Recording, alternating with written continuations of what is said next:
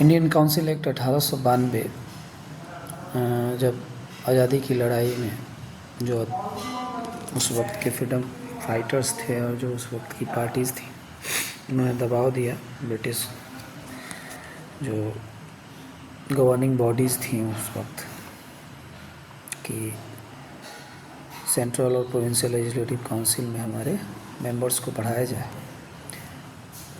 तब जाके 1861 में 61 के एक्ट में रिफॉर्म करके और ये काउंसिल एक्ट आया जिसमें एडिशनल मेंबर्स जो नॉन ऑफिशियल्स थे उनके नंबर्स को बढ़ाया गया। फिर भी बोला गया कि ऑफिशियल मेंबर्स और एग्जीक्यूटिव काउंसिल के जो मेंबर्स हैं उनको मिला के वो मेजॉरिटी में ही रहेंगे। फिर उन्होंने उस दबाव में आकर ये बोला कि जो बजट पे डिस्कशन करने का पावर था वो हम देंगे और एग्जीक्यूटिव काउंसिल से हम सवाल जवाब कर सकते हैं। एग्जीक्यूटिव काउंसिल से क्वेश्चन पूछा जा सकता है। ये लेजिस्लेटिव काउंसिल को पावर ये दिया गया।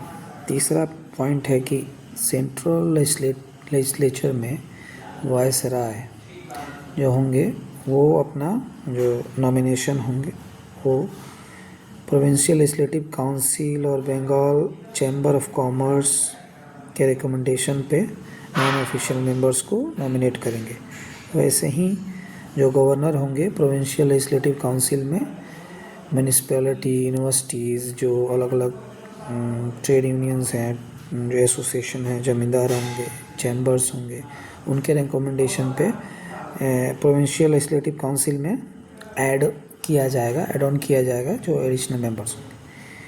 तो एक तरह का ये नॉमिनेशन जो शब्द है वो धीरे धीरे कहीं ना कहीं इलेक्शन का रूप ले रहा था। तो इनडायरेक्टली जो शब्द है वो इलेक्शन आता, लेकिन इलेक्शन शब्द इस एक्ट में नहीं था।